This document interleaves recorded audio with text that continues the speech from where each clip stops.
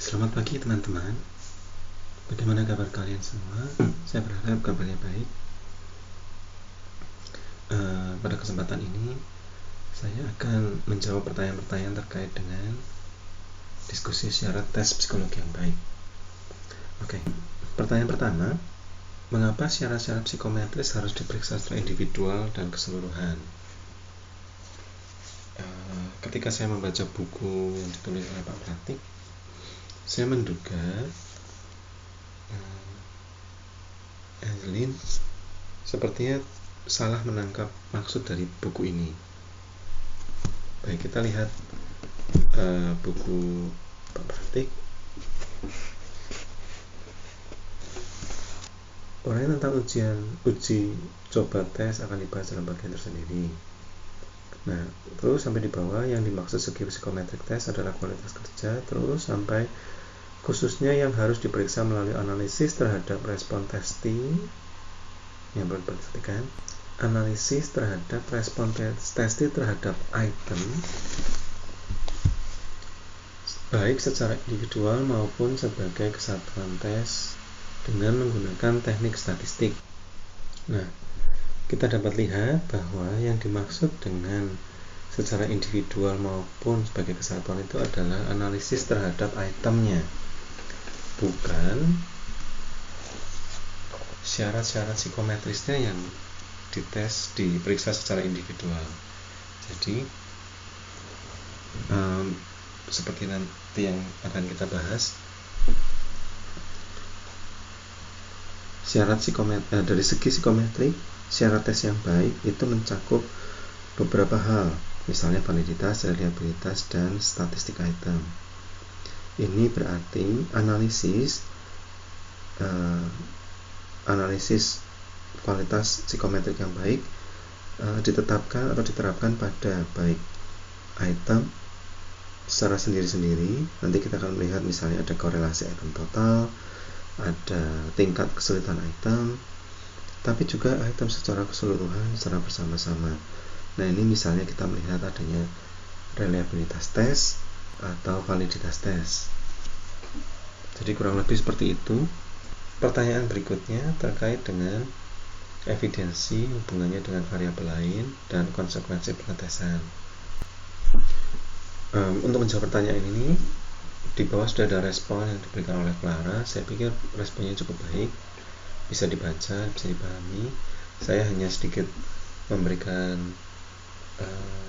penegasan. Bukti-bukti yang terkait dengan hubungannya dengan variabel lain itu maksudnya begini: jika secara teoretik konstruk yang akan kita ukur itu berkaitan atau berkorelasi dengan variabel lain, maka hasil skor tes dari tes yang kita buat ini atau yang kita evaluasi ini harus juga berkorelasi dengan variabel lain seperti di dalam teori yang mendasari tes, pembuatan tes ini. Misalnya, secara teoretik intelijensi itu memiliki hubungan berkorelasi dengan tes prestasi atau prestasi di dunia akademik. Nah, ketika saya ingin memvalidasi suatu tes, lalu saya bisa melihat atau mengumpulkan buktinya dengan cara melihat apakah ada hubungan antara skor tes intelijensi yang saya evaluasi dengan prestasi seseorang, prestasi orang ini, prestasi orang-orang yang mengikuti tes prestasi. Jika ada korelasinya, maka saya katakan saya memiliki bukti mengenai validitas tes intelijensi ini. Tetapi kalau ternyata saya tidak punya, kalau ternyata korelasi antara skor tes intelijensi yang saya evaluasi ini dengan prestasi sekelompok orang ini itu tidak berkorelasi atau korelasi yang rendah, maka bisa dikatakan saya belum memiliki bukti yang memadai untuk menunjukkan validitas tes ini. Mengenai evidensi terkait dengan konsekuensi pengetesan,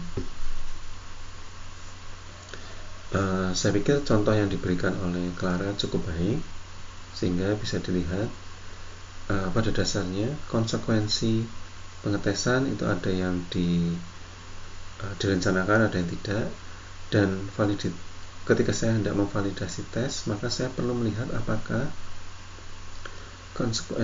konsekuensi yang direncanakan ini memang muncul ketika pengetesan terjadi. Misalnya, sering beberapa orang yang pro dengan ujian akhir nasional itu mengatakan kalau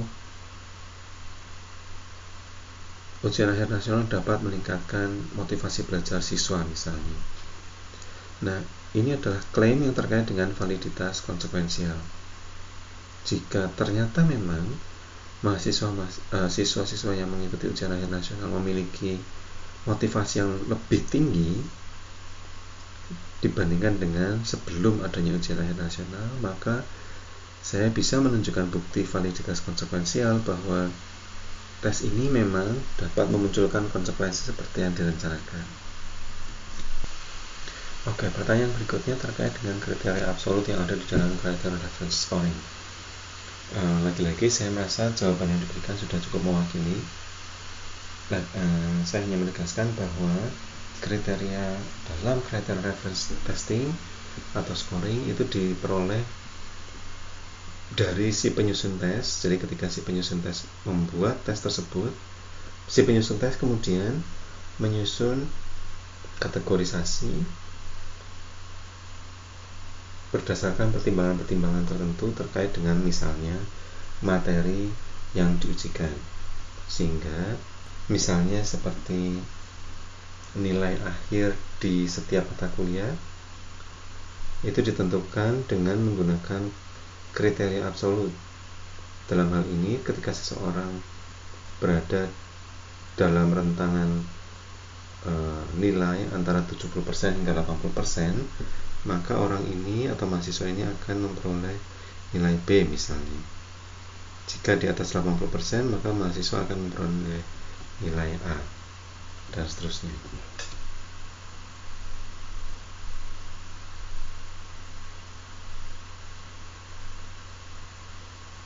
Baik, berikutnya adalah mengenai penskoran ejektif.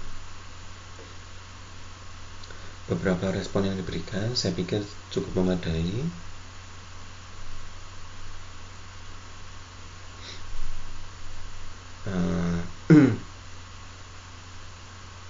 Ya, saya hanya akan memberikan satu contoh saja yang mungkin lebih mudah dipahami daripada misalnya menggunakan tes begitu. Jadi anggaplah misalnya saya bertanya pada dua mahasiswa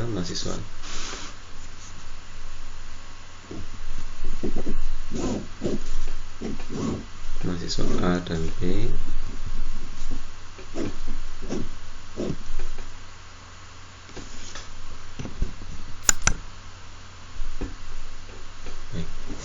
Terkait dengan prosentase uang saku yang dia gunakan untuk memenuhi beberapa kebutuhannya, misalnya kebutuhan makan, kebutuhan pulsa, dan kebutuhan bensin misalnya.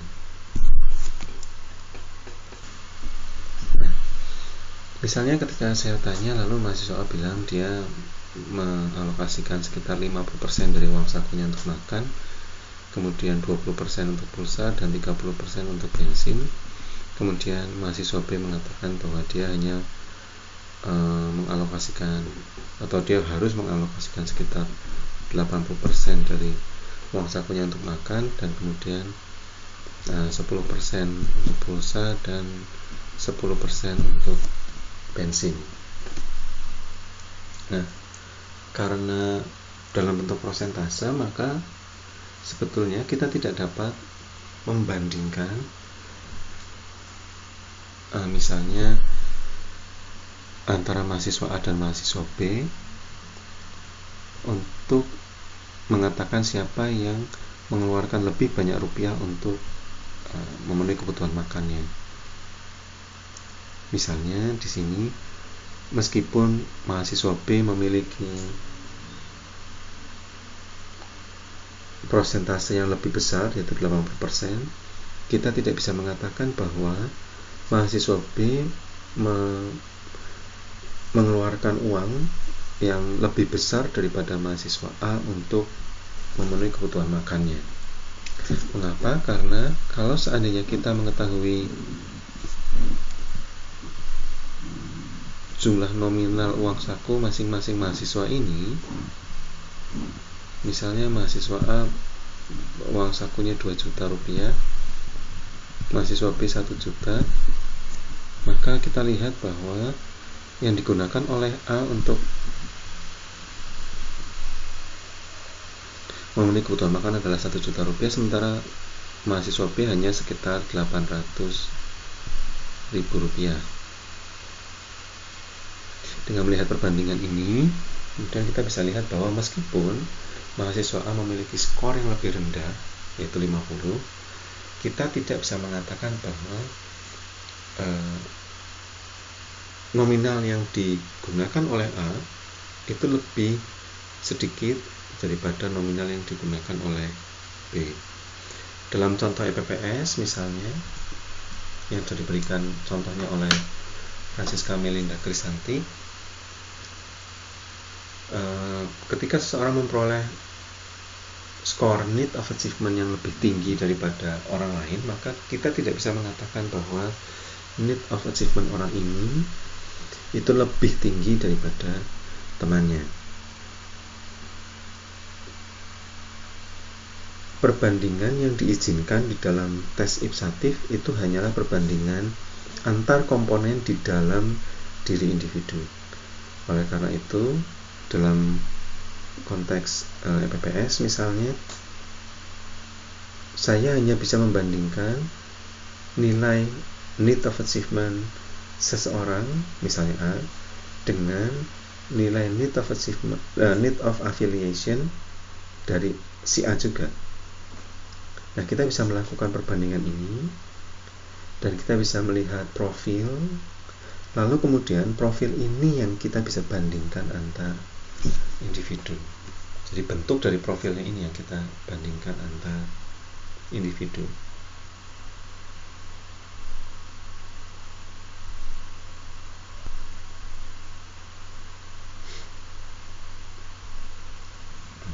Baik, pertanyaan berikutnya terkait dengan term frase yang berbunyi penilaian validitas merupakan penilaian evaluatif dan integratif. Yang dimaksud dengan hal ini adalah bahwa validitas itu merupakan hasil penilaian yang sifatnya evaluatif.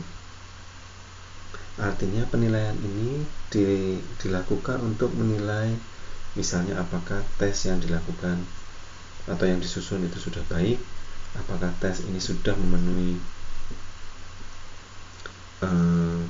sudah mengikuti atau mencakup seluruh ranah isi yang akan diukur, atau yang lain misalnya apakah hubungan antara skor tes ini dengan skor tes yang lain yang ada kaitannya itu tinggi atau rendah.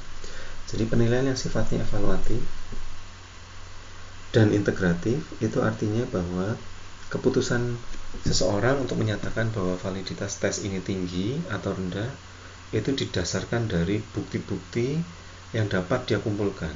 Artinya tidak hanya satu atau dua bukti saja, tetapi banyak bukti. Kemudian dari banyak bukti ini dia menyimpulkan secara integratif, secara keseluruhan, melihat mempertimbangkan semua bukti ini, lalu mengambil kesimpulan apakah tes yang dia susun atau yang disusun seorang itu tinggi atau rendah. Semoga bisa menjelaskan. Kemudian terkait dengan validitas konstruk. Nah, validitas konstruk ini adalah validitas yang terkait dengan apakah kita memiliki bukti bahwa interpretasi skor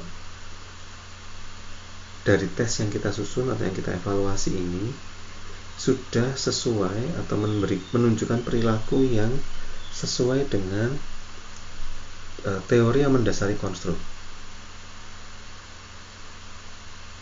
Bukti yang dapat diberikan dalam konteks validitas konstruk ini misalnya adalah apakah respon yang diberikan seseorang ketika dia menjawab pertanyaan itu sesuai dengan apa yang sudah direncanakan dari awal atau sesuai dengan konstruk yang sedang diukur.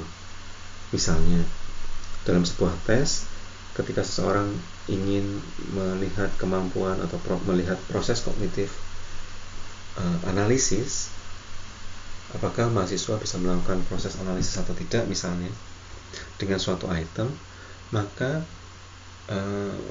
validitas konstruk akan diperoleh, bukti mengenai validitas konstruk akan diperoleh jika kita bisa menunjukkan bahwa ketika mahasiswa mengerjakan item itu, maka dia benar-benar menggunakan atau memfungsikan kemampuannya untuk menganalisis, bukan kemampuan yang lain, misalnya kemampuan mengingat atau kemampuan memahami situasi.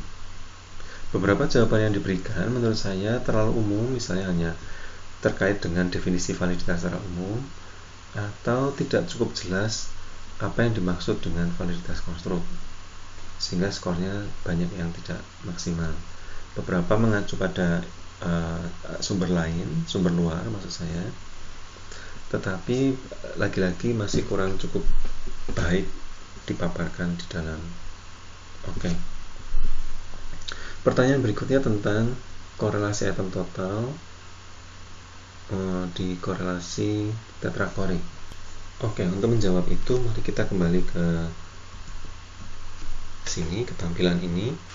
Ada 4 korelasi yang ditampilkan di dalam yang disajikan dalam buku itu, yaitu korelasi item total menggunakan korelasi produk momen, lalu menggunakan poin biserial atau biserial, kemudian korelasi V dan korelasi tetrakorik. Korelasi produk momen dapat digunakan ketika kita dapat berasumsi bahwa baik item maupun skor total yang diperoleh itu mengikuti atau merupakan variabel yang sifatnya kontinum.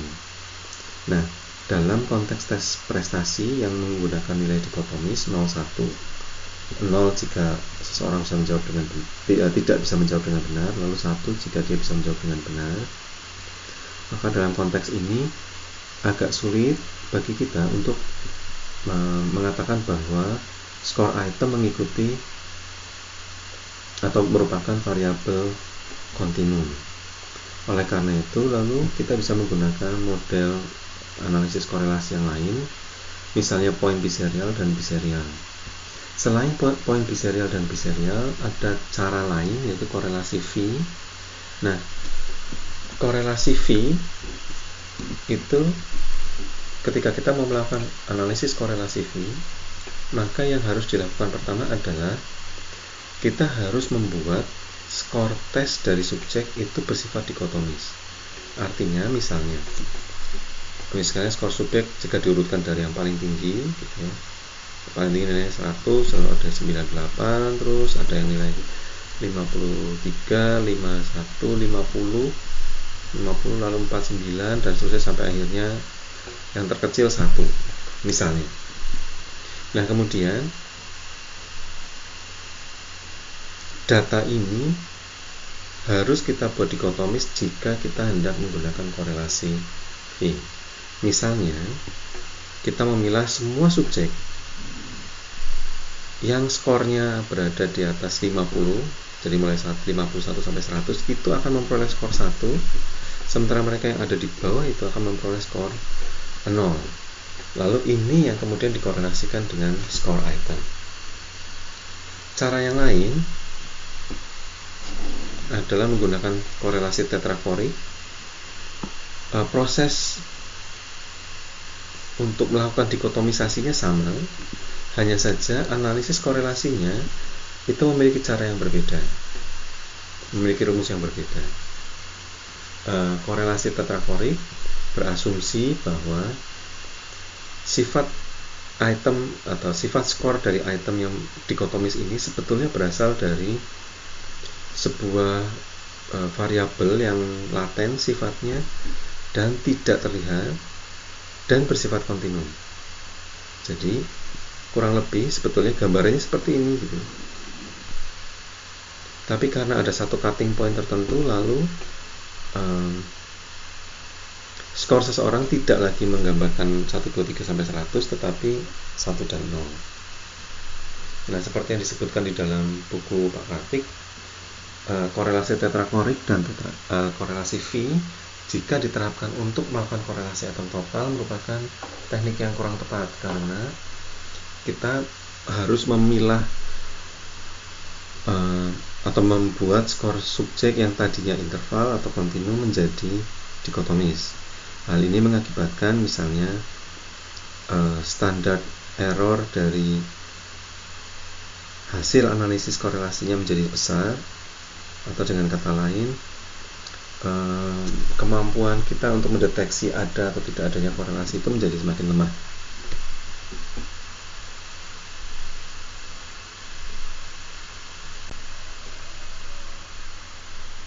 Oke. Kita kembali ke pertanyaan-pertanyaan.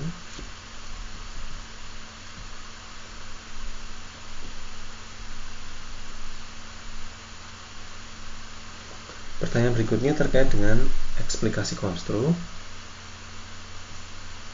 Jawaban dari Jovina saya pikir sudah sangat baik.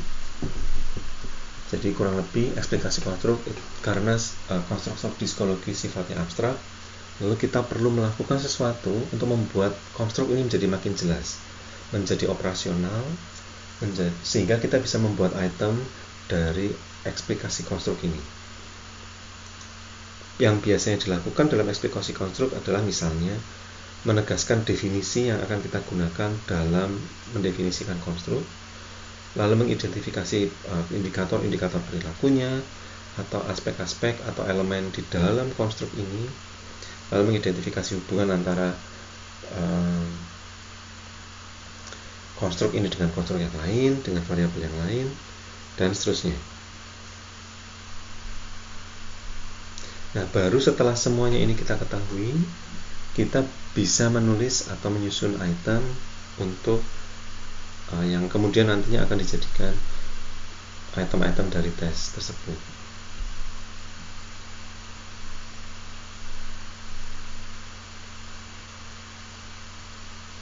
Untuk penskoran normatif dan inisiatif, saya pikir saya sudah jelaskan di kesempatan sebelumnya, jadi saya akan lewati.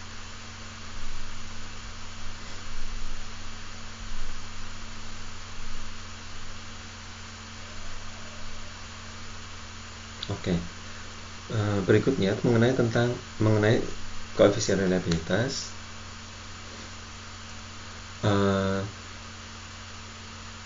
Secara lebih detail kita akan membahas ini nanti ketika kita masuk dalam topik terkait dengan reliabilitas. Saat ini yang perlu diingat, saya pikir adalah ide bahwa reliabilitas itu berbicara tentang apakah kita dapat mempercayai skor yang kita peroleh dari sebuah tes. Semakin tinggi reliabilitasnya, maka semakin besar kepercayaan kita terhadap hasil tes. Hal ini karena kalau sebuah tes memiliki reliabilitas yang tinggi, ini berarti standar atau error pengukuran dari tes tersebut itu menjadi lemah, menjadi semakin kecil. Artinya skor tes itu semakin menggambarkan kemampuan subjek yang sebenarnya.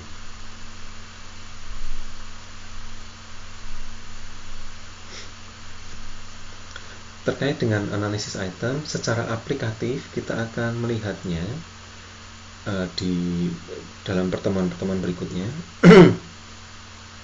Dan nanti dalam konstruksi tes dan penyusunan skala psikologis, teman-teman akan secara langsung mempraktekkan teknik ini, sehingga untuk sementara saya lewati dulu. Nah, terkait dengan artikel yang saya upload kemarin, Ini yang ditanyakan adalah sebuah pendapat dari orang yang dianggap kontra terhadap dimasukkannya ide bukti mengenai konsekuensi dari tes ke dalam konsep validitas. Sebetulnya kritik terkait dengan konsep validitas yang baru itu cukup global, cukup umum. Artinya ketidakjelasan pengertian validitas yang sekarang itu tidak hanya terkait dengan validitas atau bukti-bukti yang terkait dengan konsekuensi penggunaan tes, tapi juga konsep mengenai validitas secara unitary. Misalnya keberatan terkait dengan ketika kita bicara tentang validitas konsekuensial, maka tidak cukup dapat dilihat dengan jelas bagaimana validitas konsekuensial ini terkait atau dikaitkan dengan konstruk atau interpretasi skor yang terkait dengan konstruk. Ini yang membuat beberapa pihak merasa bahwa validitas atau bukti mengenai konsekuensi penggunaan tes itu tidak cukup baik untuk dimasukkan dalam konsep validitas. Jenis skor yang tidak membutuhkan kelompok standarisasi tentu saja bisa kita lihat bahwa tes yang didasarkan pada kriteria atau criteria reference test itu tidak membutuhkan kelompok norma. Kenapa? Karena memang kita tidak membuat norma dalam criteria reference test.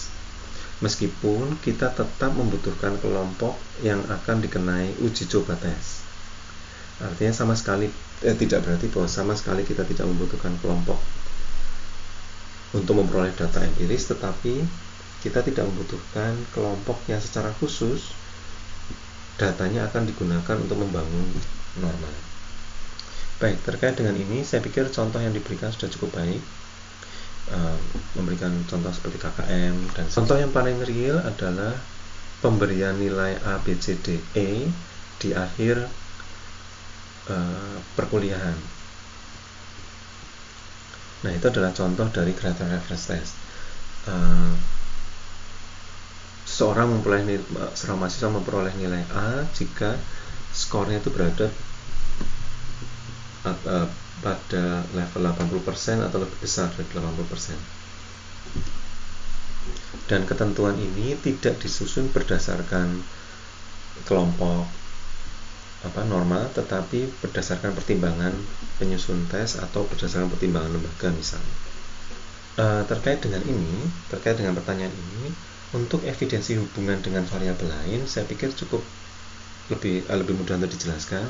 Saya sempat menjelaskannya di bagian yang lain. Untuk evidensi terkait dengan struktur internal, ini agak lebih sulit karena melibatkan teknik analisis yang cukup advance. Misalnya yang disebutkan oleh Nima Dedian Gita Gayatri adalah analisis konfirmatori, analisis faktor konfirmatori. Idenya sebetulnya kurang lebih begini. Misalnya kita memiliki sekitar 20 item gitu, misalnya. Kemudian secara teoretik 20 item ini seharusnya mengukur konstruk yang sama. Karena 20 item ini mengukur konstruk yang sama, maka jika saya korelasikan, misalnya item 1 saya korelasikan dengan item 2, kemudian item 1 dengan item 3, terus begitu sampai dengan item 20, begitu juga dengan item 2 saya korelasikan dengan item 3, item 4, dan seterusnya sampai item 20, sampai ke 20. Jadi 20 item ini saya korelasikan satu dengan yang lain, maka korelasi antara semua item ini seharusnya sangat besar. Ketika seseorang memiliki konstruk A yang tinggi, maka item 1 dari tes ini seharusnya memberikan skor yang tinggi pada orang ini. Begitu juga dengan item 2, karena keduanya sama-sama mengukur konstruk A, dan seterusnya hingga sampai 20. Karena setiap kali sebuah konstruk itu memiliki skor yang tinggi, kemudian diikuti oleh item-item yang dengan skor yang tinggi, lalu kemudian ketika konstruk tersebut memiliki kuantitas yang rendah, itu membuat item memiliki skor yang rendah, maka korelasi antar item jadi sangat tinggi.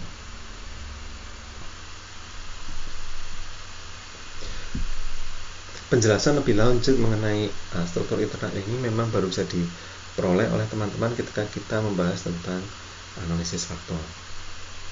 Oleh karena itu saya tidak menjelaskan lebih detail di sini karena waktu yang terbatas. Jika ada yang berminat, maka silahkan bertemu dengan saya atau berdiskusi mengenai analisis faktor ini.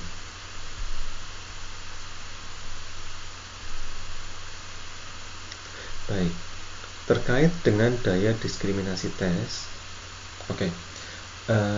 saya pikir jawaban yang diberikan oleh Maria Natasha cukup baik. Diberikan contoh juga di sana.